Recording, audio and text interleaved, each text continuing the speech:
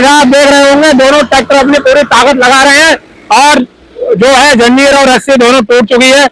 First attempt इनका जो था वो अभी जो है असफल हो चुका है और ट्राली अभी नहीं निकल पाई। अब दोबारा ये फिर जंजीर बांधेंगे और देखते हैं कि ट्राली निकलती है या नहीं या फिर है।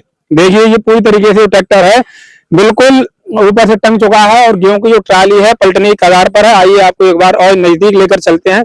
मुख्य मार्ग है, संपर्क मार्ग है, उनको जोड़ने वाले रास्तों की अगर ये हालत है तो आगे क्या उम्मीद की जा सकती है। आप अंदाजा लगाइए पीडब्ल्यूडी विभाग कहां से हो रहा है।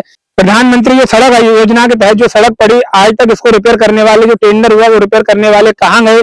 साथियों आज सरकार करोड़ करोड़ रुपया खर्च अच्छी सड़कों को बनाने के लिए खर्च कर रही है।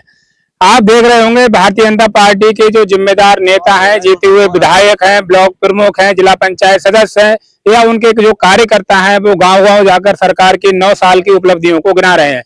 वहीं दूसरी ओर अभी मैं जहां खड़ा हुआ हूं यह जो रास्ता है यह हाफिजगंज और राजपुर कला को जोड़ने वाला मुख्य मार्ग है।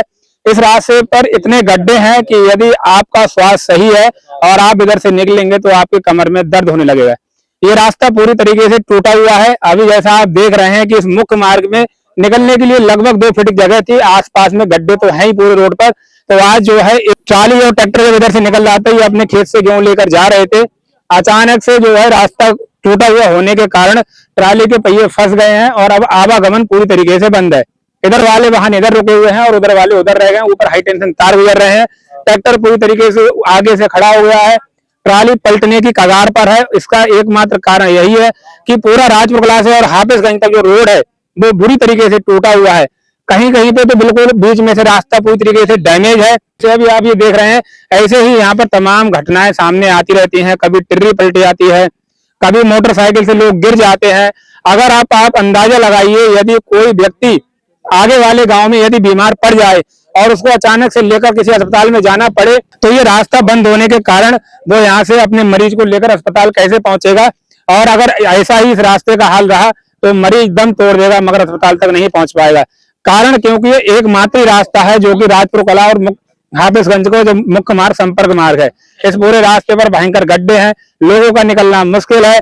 मैं सरकार और जिम्मेदार नेता, विधायक, सांसद सबसे ये अपील करना चाहूंगा कि सरकार ने जो 9 साल कार्य कराए आप उनकी उपलब्धियों को गिना रहे हैं, अच्छी बात है। आप अपना रिपोर्ट कार्ड जनता के सामने ला रहे हैं मगर अब जो 10वीं साल चल रही है तो इस 10वीं साल में एक बार हाफिजगंज और राजपुर कला वाले रोड पर भी नजर डालिए, इसको भी अच्छा बनाने की कोशिश कीजिए क्योंकि इस रास्ते पर कई गांव के लड़के दौड़ भी लगाते हैं, कई लोगों के पैर में मोच भी आई है और ज्यादातर दुर्घटनाएं इस रास्ते पर सामने आ रही हैं। आप देख रहे होंगे ये सोनाल का 750 ट्रैक्टर, इसके पहिया फ्री हैं। देखिए ये पूरी तरीके से ट्रैक्टर है बिल्कुल ऊपर से टंग चुका है और गेहूं की जो ट्राली है पलटने की कगार पर है। आइए आपको एक बार और नजदीक लेकर चलते हैं। आप देखेंगे तो इधर जो रास्ता है वो पूरी तरीके से टूटा हुआ था। यहाँ पर कोई था नहीं, थोड़ी सी पट्टी थी, केवल मोटरसाइकिल आराम से निकल सकती थी। आज इधर गाड़ी आई, ट्राली फंस गई है। अब पीछे वाले पीछे खड़े हैं, आगे वाले आगे खड़े हैं, निकलने का रास्ता नहीं है, बाइक भी यहाँ से नहीं निकल सकती। साथियों तो ये तो है आंवला के जो गाँव में मुख्य मार्ग है, संपर्क मार्ग है, उनको जोड़ने वाले रास्तों की अगर ये हालत है तो आगे क्या उम्मीद की जा सकती है। आप अंदाजा लगाइए पीडब्ल्यूडी विभाग कहां से हो रहा है। प्रधानमंत्री जो सड़क योजना के तहत जो सड़क पड़ी आज तक इसको रिपेयर करने वाले जो टेंडर हुआ वो रिपेयर करने वाले कहां गए। आखिर ये भ्रष्टाचार क्यों हो रहा है। ये जो सड़क पड़ी तो ग्रामीणों ने बताया जो 5-7 साल पहले पड़ी तब भी इसकी बजरियां बाहर निकल नहीं थी। गांव वाले ने कंप्लेन की मगर ठेकेदार ने उस समय भी नहीं सुना, जिसका खामियाजा आज गांव वालों को भुगतना पड़ रहा है। पूरा रास्ता बुरी तरीके से टूटा हुआ है और बहुत ज्यादा समस्या का सामना करना पड़ रहा है। सबसे बड़ी बात तो यह है अगर अब कोई मरीज अचानक से किसी घर में कोई बीमार हो जाता है तो वो अब कैसे अस्पताल तक पहुंचेगा। ये हालत आंवला विधानसभा के में पड़ने वाले ग्राम हाफिजगंज राजपुर कला वाले रास्ते की है और यहाँ पर ग्रामीण भी। आइए बात करते हैं। आपका क्या नाम है? हृदयेश कुमार मिश्रा। इस रास्ते की जो समस्या है तो क्या क्या आपको इन समस्याओं से जूझना पड़ रहा है? क्या आपने और भी पहले ऐसे हादसे देखे हैं? कई बार देखे हैं और यहाँ पे निकलना ही मुश्किल हो जाता है। कोई वाहन लेके आओ पलट जाता है। कब तक देखे, यहाँ से राजपुर तक ऐसे ही रास्ता है पूरा। कभी इधर जो जीते हुए विधायक हैं, सांसद हैं, वो इस रास्ते की सुध नहीं लेते? आप लोग आवाज नहीं उठाते? आते सब आंखें बंद करके आते हैं यहाँ पे और रास्ता देखते निकल के जाते हैं, ऐसे कान में तेल डाले वो सोते रहते हैं। तो साथियों जैसा कि आप देख रहे हैं कि स्थानीय लोग भी कह रहे हैं कि जो नेता हैं उनके कानों में जो नहीं रह गए हैं, इस रास्ते से आते हैं, हाथ जोड़ा, वोट मांगे और निकल गए। मैं एक बार फिर ये कहना चाहूंगा कि सरकार अपनी 9 साल की उपलब्धियों को गिनाए, अच्छी बात है, रिपोर्ट कार्ड जनता के सामने आना चाहिए, मगर जो टूटे हुए रोड हैं इनकी ओर भी सरकार को ध्यान देना चाहिए, क्योंकि भारत की जो आत्मा है वो गांव में निवास करती है। भारत के ज्यादा से ज्यादा लोग गांव में रहते हैं और गांव के जो संपर्क मार्ग अगर इस तरीके से टूटे हुए होंगे तो कैसे इस देश का विकास होगा और क्या ही बदलाव की उम्मीद की जा सकती है।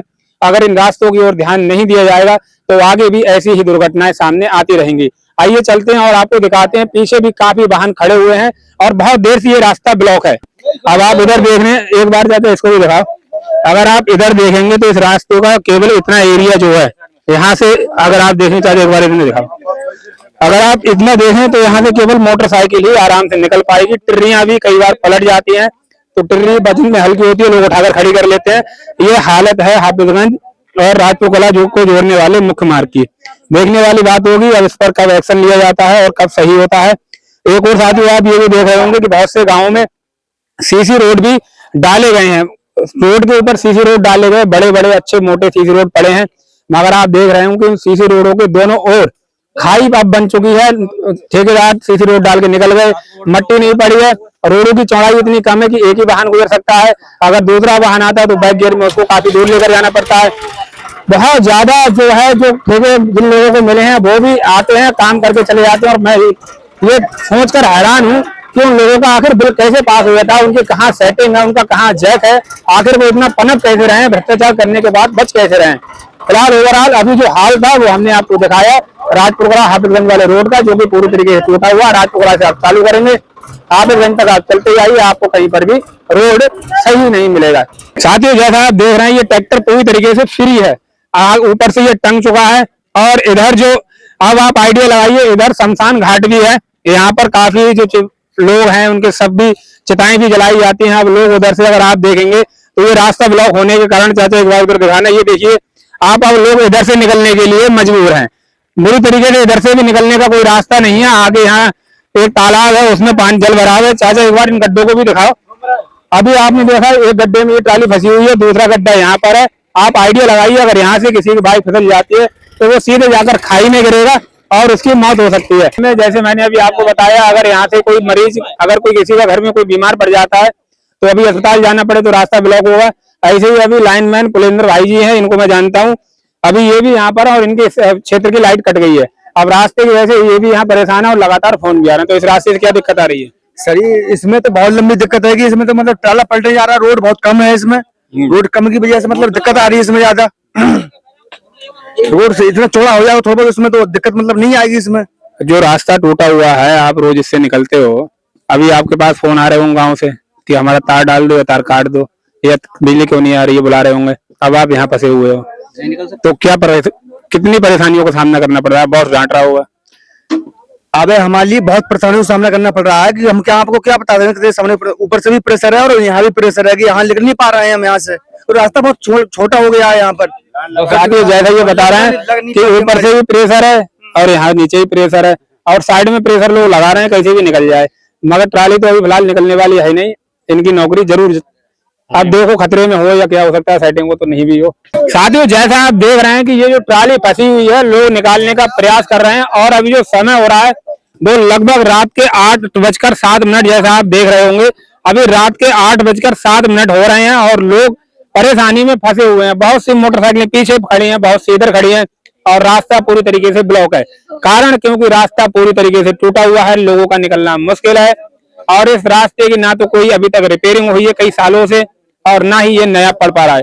लोगों को लगातार इन खराब रास्तों से निकल करके दुर्घटनाएं भी लोगों की हो रही हैं, कई बार गिर भी रहे हैं, चोटें भी लग रही हैं। और अगर आप अभी समय देखेंगे तो रात के 8:08 हो चुके हैं और अभी हम देखते हैं ये ट्राली किस समय तक निकलती है। साथियों जैसा आप देख रहे हैं कि अभी जो ट्राली फंसी हुई है अब तक नहीं निकल पाई है और अब जिसके गेहूं जा रहे थे वो बता रहे हैं कि अब इसको वो अपना मैनुअली उतारेंगे और उसके बाद ट्राली निकलने के बाद लोड करेंगे। बने रहिए आप हमारे साथ, आपको लगातार क्षेत्र की और पूरे उत्तर प्रदेश की सच्चाई से रूबरू कराते रहेंगे। इसी के साथ सभी को जय हिंद, जय भारत, राम राम।